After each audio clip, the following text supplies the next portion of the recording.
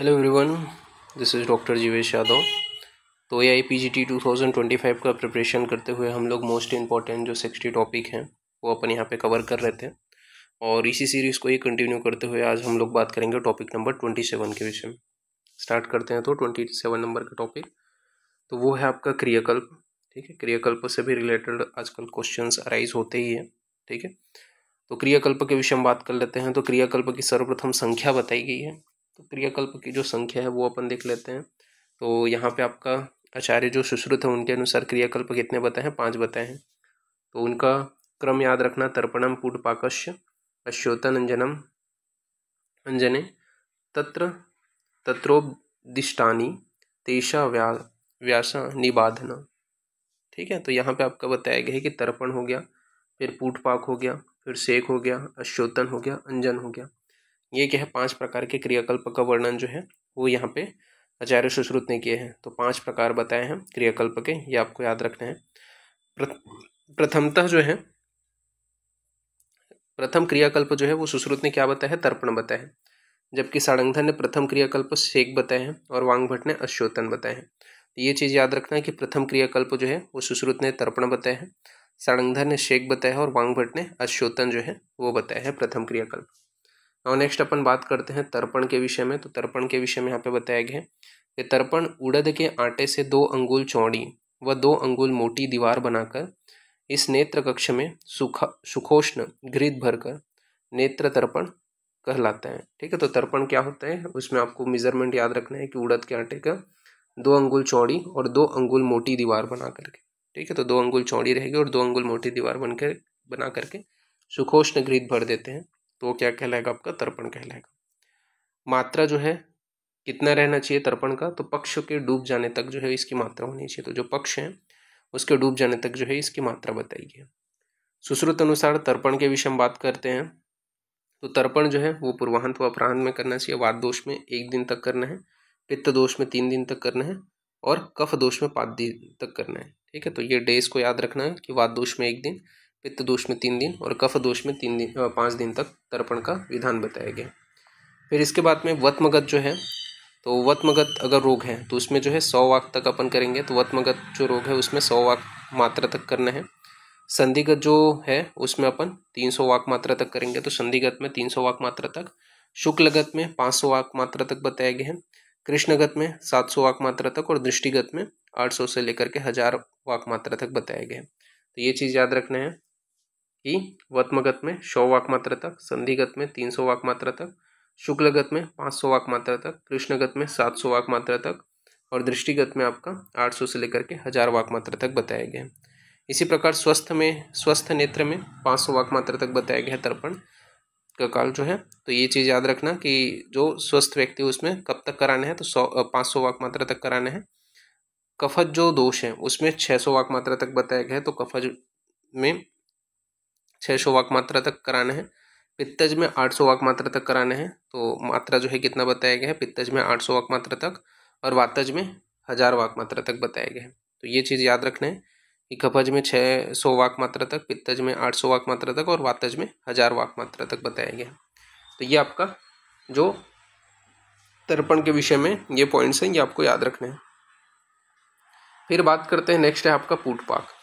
तो पूटपाक क्या होता है? तो 2 बिल्व, प्रमाण मास व 1 कुड़व जल पूटपाक विधि से पूटपाक रस प्राप्त कर तर्पण विधि से प्रयुक्त करते हैं। ठीक है, तो पूटपाक में क्या करते हैं अपन लोग?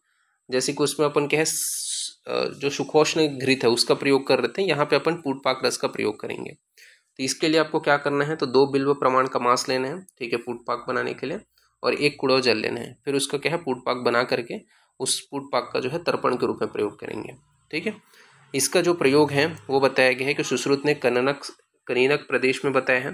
तो पूटपाक का जो प्रयोग है वो कनीनक प्रदेश में बताया है आचार्य सुश्रुत ने, और जबकि सारंगधर ने दृष्टि के मध्य में डालना चाहिए ये बोले हैं। तो पूटपाक जो है उसका सारंगधर ने बोला है कि दृष्टि के मध्य में डालना है और आचार्य जो सुश्रुत है उन्होंने कनीनक प्रदेश में बताया है।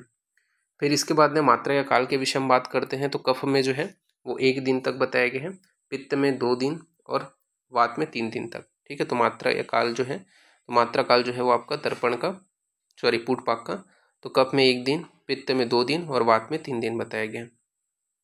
अब इसमें जो मात्रा है वो अपन देख लेते हैं। तो लेखन पुटपाक जो है वो 100 वाक मात्रा तक कराते हैं अति स्निग्धता में, ठीक है। तो अति स्निग्ध में लेखन पुटपाक का प्रयोग करते हैं 100 वाक मात्रा तक।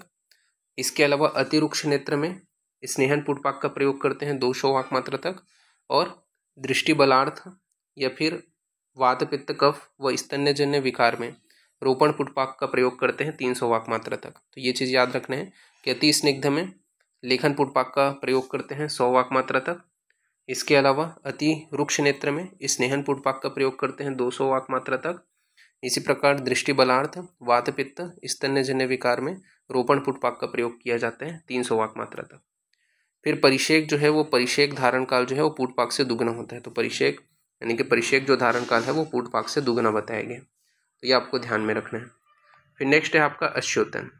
तो अश्योतन के विषय में बताया गया है कि नेत्र में 2 अंगुल ऊंचाई से शीतल जल की खुले नेत्र में उन्मिलित अक्षिणी बूंद डालते हैं, तो उसे अश्योतन कहते हैं। तो क्या कर रहे हैं, नेत्र में 2 अंगुल ऊंचाई से शीतल जल की खुले नेत्र में बूंद डालते हैं, ठीक है, उन्मिलित अक्षिणी में, तो उसे क्या बोलेंगे अपन लोग, अश्योतन कहेंगे। इसके अलावा 4 सेक अश्योतन बताए गए हैं, ठीक है। अब इसमें से आपको याद रखना है, सेक और अश्योतन, ठीक है। तो इसमें आपका याद रखना है कि जो शेक होता है वो क्या होता है, अल्प रोगों में सेक जो होता है वृद्ध रोगों में कराते हैं और अल्प रोगों में अश्योतन कराते हैं, ठीक है। तो ये चीज़ याद रखना है कि अश्योतन जो है वो अल्प रोगों में कराया जाता है और वृद्ध रोगों में सेक कराया जाता है। अब अश्योतन के मात्रा के विषय में बात कर लेते हैं, ठीक है। तो जो कफज नेत्र रोग है उसमें लेखन के लिए 8 बूंद अपन अश्योतन कराएंगे। तो लेखन कराना है कफज नेत्र रोगों में 8 बूंद। स्नेहन जो है वो वातज नेत्र रोग में कराना है 10 बूंद, ये अश्योतन की मात्रा है, ठीक है। स्नेहन जो है वो वातज नेत्र रोगों में 10 बूंद कराने हैं। रोपण जो है वो रक्त पित्तज नेत्र रोगों में 12 बूंद कराने हैं। तो रोपण जो है वो रक्त पित्तज नेत्र रोगों में 12 बूंद बताया गया है। तो ये चीज़ याद रखना, लेखन कफज नेत्र रोगों में 8 बूंद, स्नेहन वातज नेत्र रोगों में 10 बूंद, रोपण रक्त पित्तज नेत्र रोगों में 12 बूंद बताया गया। फिर इसके बाद नेक्स्ट अपन बात करते हैं सेक के विषय में। तो शेक के विषय में क्या बताया गया है, समस्त नेत्र रोगों में दोषग्न द्रव्य की सूक्ष्म धारा 4 अंगुल दूरी से बंद नेत्र यानी कि मिलिताक्ष पर डाला जाता है। जबकि अश्योतन में क्या था, अपन लोग तो खुले जो नेत्र है उसके ऊपर डाल रहे थे, उन्मिलिताक्ष बताया गया था, ठीक है, उन्मिलिताक्ष बताया गया था। और यहाँ पे आपका क्या है, मिलिताक्ष बताया गया है। यानी कि अपन क्या कर रहे हैं, समस्त नेत्र रोगों में दोषग्न द्रव्य की सूक्ष्म धारा 4 अंगुल दूरी से अपन बंद नेत्र में डालते हैं, तो उसे सेक कहते हैं। इसमें लेखन जो होता है, तो लेखन में जो है 300 बताए गए हैं मात्रा। कफज नेत्र रोगों में पूर्वाहन में अपन प्रयोग करते हैं सेक का। इसके अलावा स्नेहन में 600 बताया गया है मात्रा। वातज नेत्र रोगों में अपराह्न में प्रयोग करते हैं। और रोपण की जो है वो 400 मात्रा बताया गया है, जो रक्त पित्तज नेत्र रोगों में मध्याह्न में प्रयोग किया जाता है। तो सेक की मात्रा याद रखना कि 300 लेखन के लिए कफज नेत्र रोगों में पूर्वाहन, 600 इस वातज नेत्र रोगों में आपका दोपहर में अपराह्न में, ठीक है, अपराह्न में।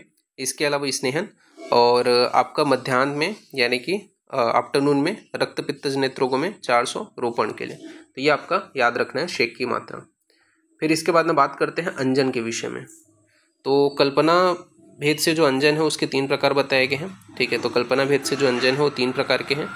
कौन सा, गुटिकांजन, रसक्रिया और अंजुन जो चूर्णांजन, ठीक है। तो जो गुटिकांजन होता है वो प्रबल शक्ति वाला होता है, रसक्रिया जो है वो मध्यम शक्ति वाला होता है और चूर्णांजन जो है वो हीन शक्ति वाला होता है। तो इसमें अपन बात कर लेते हैं जो लेखन अंजन है, ठीक है, ये अंजन की जो मात्रा है, जैसे कि लेखन कराना है, तो लेखन कराना है तो गुटिकांजन की जो मात्रा है वो 1 हरणुक बताया गया है। प्रसादन कराना है, ठीक है, तो प्रसादन जो है वो मध्यम में कराया जाता है, वो 1.5 हरणुक जो है गुटिका की मात्रा बताया गया है। और आपका रोपण कराना है तो उसके लिए आपका 2 हरणुक जो है वो मात्रा बताया गया गुटिका की।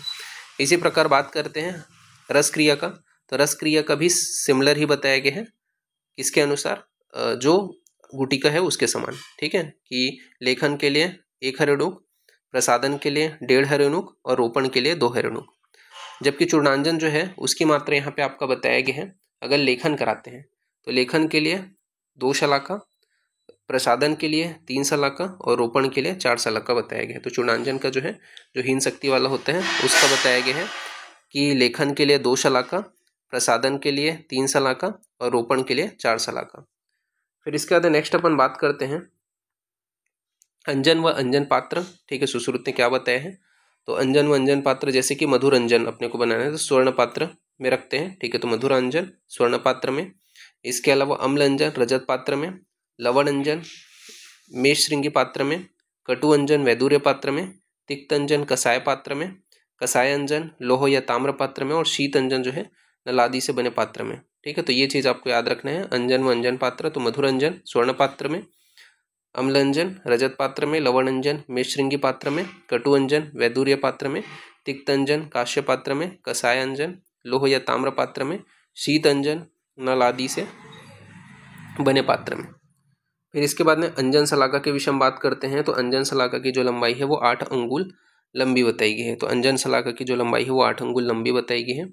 तो यहाँ पे आपका बताया गया है वक्त्रयो मुकुल अमुकुलाक कलाय परिमंडल अष्टंगुल्या तनु मध्य सुकृता साधु निग्रह। ठीक है, तो ये अंजन शलाका का आपका बताया गया है, तो ये आपको ध्यान में रखना है।